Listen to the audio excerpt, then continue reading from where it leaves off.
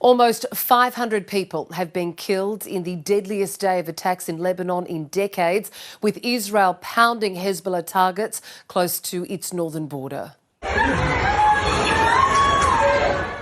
The Israeli military says it struck about 1,300 positions of the Iranian-backed militant group in southern Lebanon. Secondary blasts were caused by munitions stores exploding inside buildings. Lebanon's health ministry says dozens of women and children are among the dead.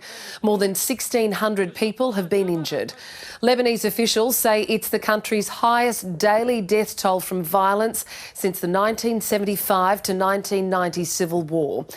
Israel's assault took place hours after it sent more than 80,000 messages warning residents to evacuate southern Lebanon.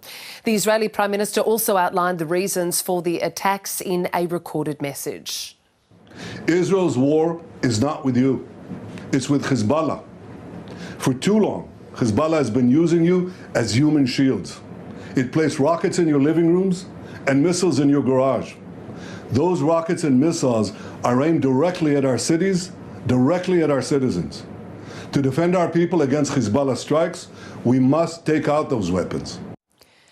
Israel's bombs have mostly landed southeast of the Lebanese city of Sidon, but areas more than 150 kilometres from the Israeli border have been struck, as indicated by these red dots.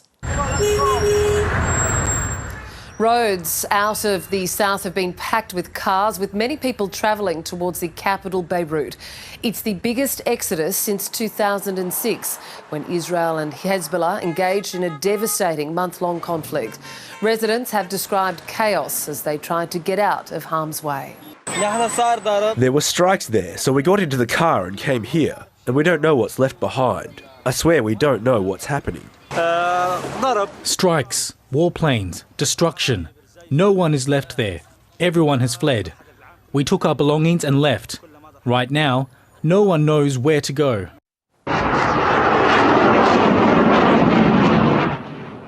Hezbollah has responded, launching hundreds of rockets and drones into Israel.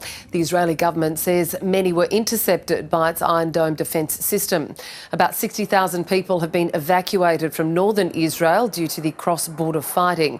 Israel says it wants to restore security in the area to allow its residents to return home safely and reopen their businesses. Hezbollah is vowing to continue its campaign until there's a ceasefire in Gaza. Residents in Israel's third largest city, Haifa, are nervous. When we heard the explosions, I was a bit fearful, more than usual, because it's very loud and there's no alarms. And so you kind of wonder what's going on, because there is an escalation, it seems like.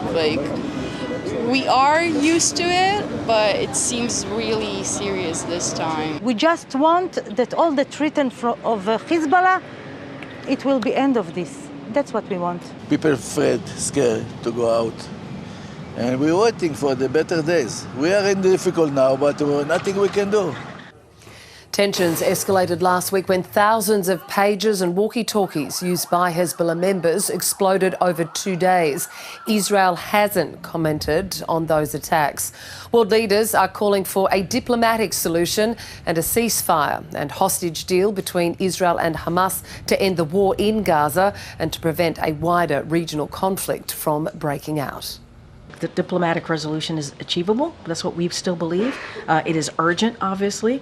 The conflict along the blue line has gone on for way too long, far too long, and it needs to get to a resolution quickly. And so we're going to continue to do that, continue to have those diplomatic conversations. We continue to work on a ceasefire deal. We believe that is the way forward in calming and lowering the temperature there, and that's why we've been working around the clock to get that done.